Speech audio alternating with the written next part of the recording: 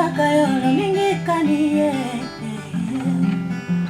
Basingaka yo lolingi nini nakisanga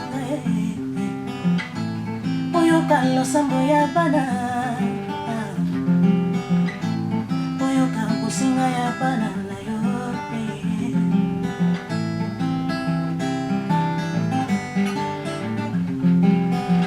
Ba oyo nyonso bayaki pa na yo Batikala jamais koyoka soni Oza mwana na moto te po yokosanga Oza mwana na makambo na ye Alexandre Mibali lobika ba chaîne balingi pe vitesse bango balingi ba monde wana. Est-ce que on est goyane déjà la famille? Donc je crois une fois bavanda babika lam su mut ba monde a goza na azaka chéri na ye mais ça libala confirmé te ndeka ba chaîne bazaka oye na loka pa na bango moi terrasse ezali bavandi na bango bastafe après bake na bango yaki naka le sentiment ndenge mwasi alinga mwasi mais babisaki ete donc ezali na ebimi bona sens nini bato bateka libanda boîte bayebaka bato babetaki lisolo babeti lisolo keba na mwasi wana za mwasi malamu te Alexandre Mibali na sens wana amona écoute depuis jour accident mwasi amona na pété adresse à mwasi ebani pété famille pe place mwasi avanda raté la famille comme te kundi mwana tangi mwana kufi famille faut en charge à mwana olingo za na carrosse olingo za besoin na tina mote sozo tamba no kana énorme vie mon âge yake na ngoza mukie 28 ans eza âge flair mutakoza na ye metango limba vitesse yangwana donc vitesse nde mabe na ba jeune ma vie eza malembe soko zo luka malembe ko so na malembe kwa envie ya raté baso la plupart au moins ba leka ba mituka bani baza makama mabe makasi enterrement ki wapi corps ki wapi à ce moment ba kunda wapi enterrement ki na ba kunda na Kinkole à Kinkole. Lida Coupé, ça c'est un frère pour moi. Un frère très proche, c'est aussi un beau-frère. Tout ce que je sais, on était ensemble dans la soirée et mon frère nous a quittés sans s'annoncer. Et quelques minutes après, on est revenu vers nous pour nous annoncer qu'il avait connu un accident de circulation routière. Je suis dans la douleur de perdre un ami très proche. Tout ce que je peux dire, c'est un moment qui restera à jamais gravé en moi. Vous êtes ensemble et quelques minutes après, tu perds quelqu'un. Je ne sais pas comment l'expliquer, je ne sais vraiment pas comment le traduire. Tout ce que je demanderais, c'est que son âme repose en paix du haut-delà. Il nous a été cher et il est à jamais gravé en nous. De santé nationale puissante chez Dr Cathy Munga. Comment sœur Cathy Munga, nazali naturothérapeute. Nazali kosunga bandeko bazali na bokono ndenge na ndenge au moyen de plantes naturelles. Bandeko bazana ba problème ya ba hémorroïdes interne tout comme externe, infection urinaire, prostate, azoospermique, obota ezalité, rhumatisme, nerf sciatique, gouttes, règles douloureuses, glaucome, vision floue, motopathie intense, sinusite. Awa nazana kati ya laboratoire. Ah ndebisika na séchaka ba plante banzete ba makasa ya ndenge na ndenge depo na nga yango yo esika na salaka ba formule na ba solution na nga. Merci na équipe mobimba ya maison chez Cathy, en particulier Joyce Bolaba. Eye bino batu oyi buzana posa botinda biloko na bino ekoma na Kisasa na ndenge kaka botieli bo hésiter te agence ezaka kaka moko Zibe service ya José Baïla. Agence Zibe service ya José Baïla. Yewane azalaka mundele te azalaka mutu mwindu na moment ya confinement Zibe service a memeli biso biloko na biso na mbula moko conteneur ekoki kuya 6 fois 7 fois 60 fois. Agence na Europe mobimba etikala kaka moko Zibe service eza na reine ba numero kubenga yango wana kubenga Zibe service eza kusala musele awa na Kisasa eza bongo place ya kubunga te na Sainte Thérèse na sima ya station mbala moko za mubimba afasi na yango la police Zibe service eza wana bana biso toza kaka na Kisasa te toza na Angola toza na Brazza toza na Mbanzango, toza na Matadi, toza na Boma, toza tina lesti. Bango na moment ya confinement, na bango, na bazansi na bango, balali. Biloko yete ekomi na kezo ya ngai.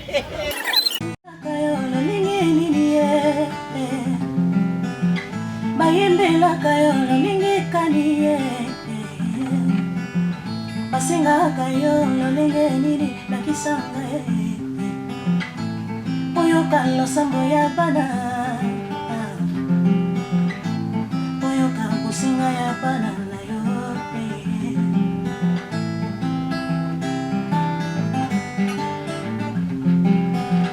Baoyo nyonso bayaki pana yo Batikala jamais koyoka soni Oza mwana na moto te po yo kosanga Oza mwana na moto te po yo wanga na Nzambe Kayolo lingi nini Bayembela kayolo lingi kani Basenga kayolo lingi nini nakisanga Oyo kalo sambo ya bana Oyo kampo singa ya bana na yo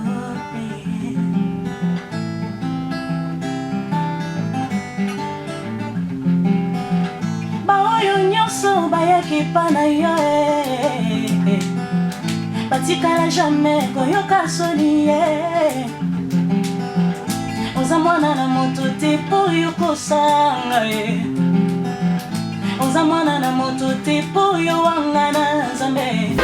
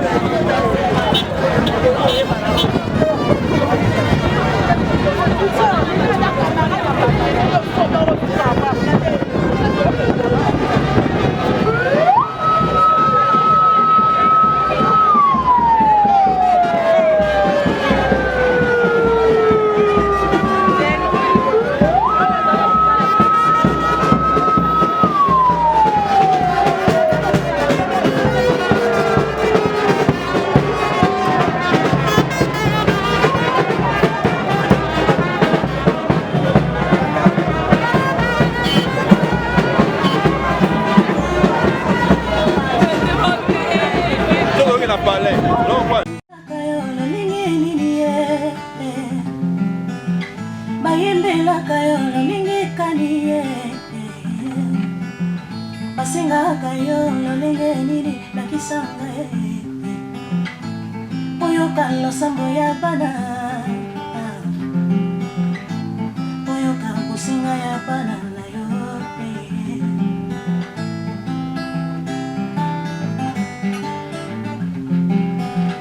Baoyo nyonso bayaki pana yo Batikala jamais koyoka soni Oza mwana na moto te po yo kosanga Oza mwana na moto te po yo wanga na Nzambe Kayolo lingi nini Bayembela kayolo lingi kani Basenga kayolo lingi nini nakisanga Oyo kalo sambo ya bana Oyo kampo singa ya bana na yo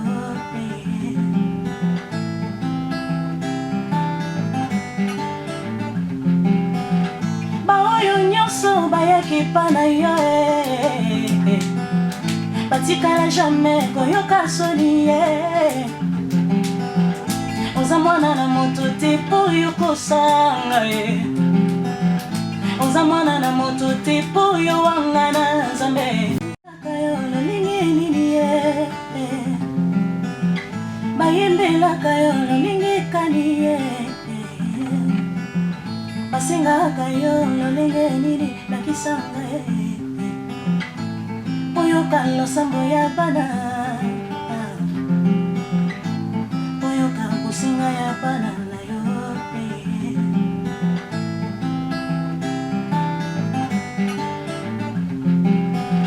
baoyo nyonso bayaki pa na yo batikala jamais koyoka soni oza mwana na moto te po yo kosanga oza mwana na moto te po yo wanga na nzambe kayo lolingi nini bayembelaka yo lolingi kani basengaka yo lolenge nini nakisanga oyoka losambo ya bana oyoka kosinga ya bana na yo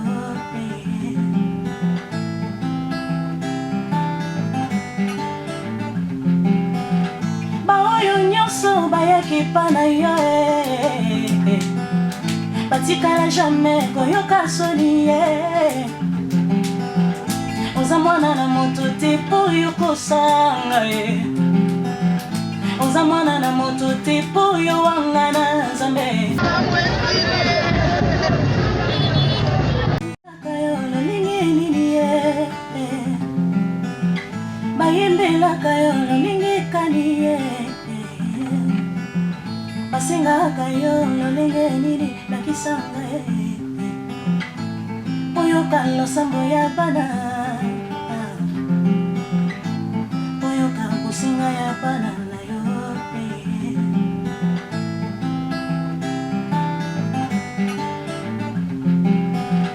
baoyo nyonso bayaki pa na yo batikala jamais koyoka soni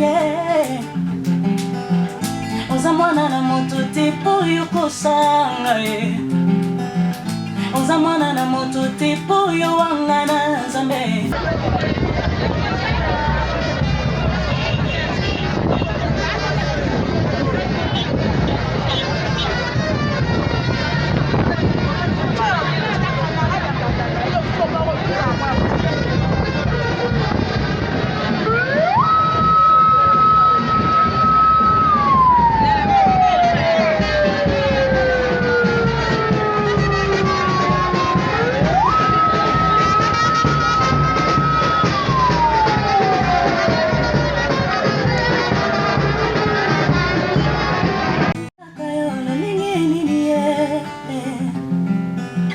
bayembelaka yo lolingi kani basengaka yo lolenge nini nakisanga oyoka losambo ya bana oyoka kosinga ya bana na yo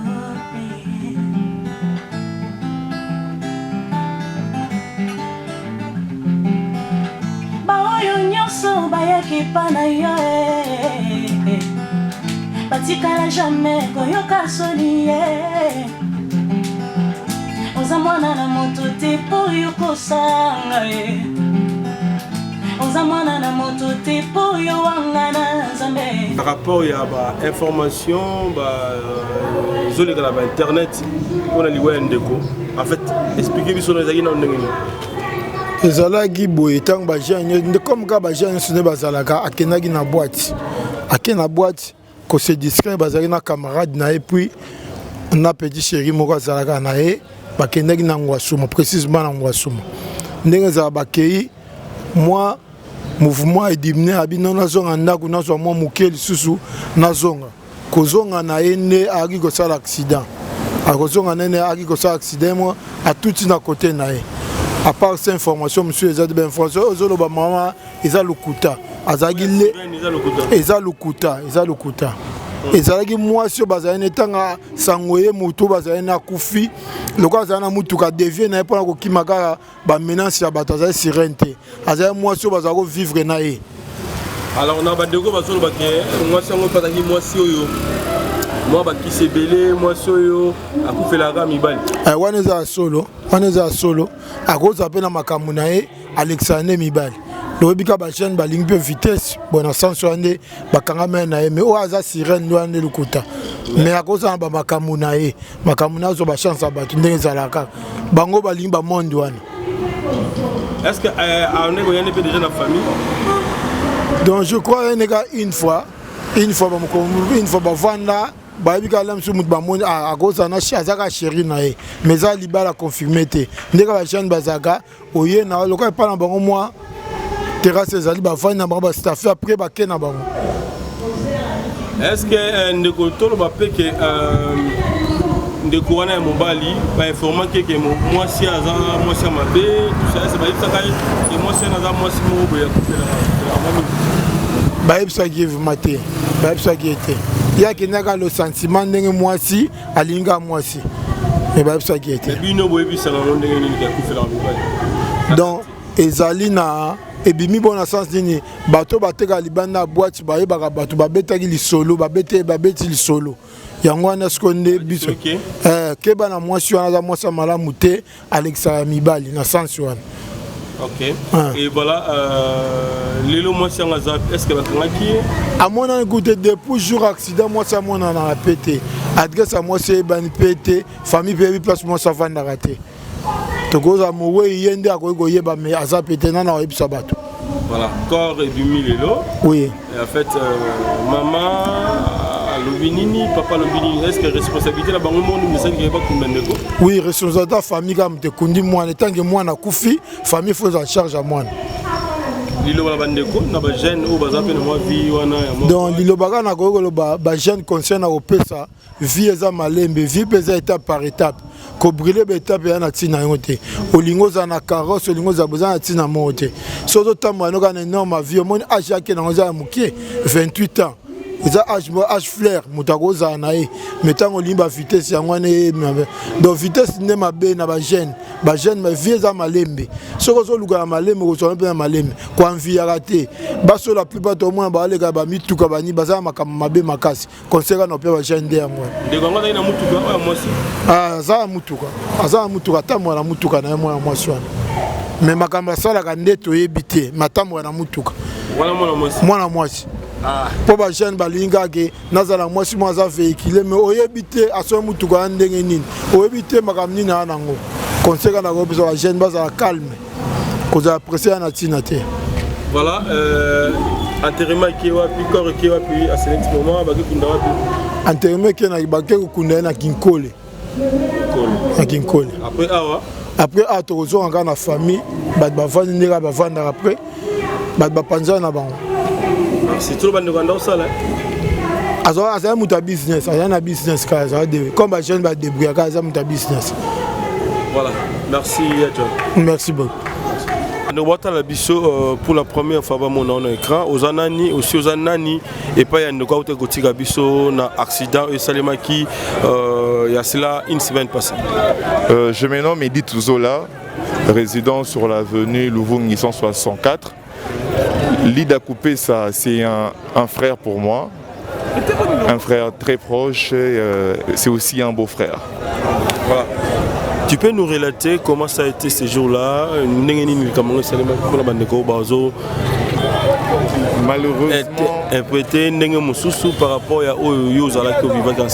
Malheureusement, je n'ai pas d'ample information sur le déroulement de l'accident, mais tout ce que je sais, on était ensemble dans la soirée et mon frère nous a quittés sans s'annoncer.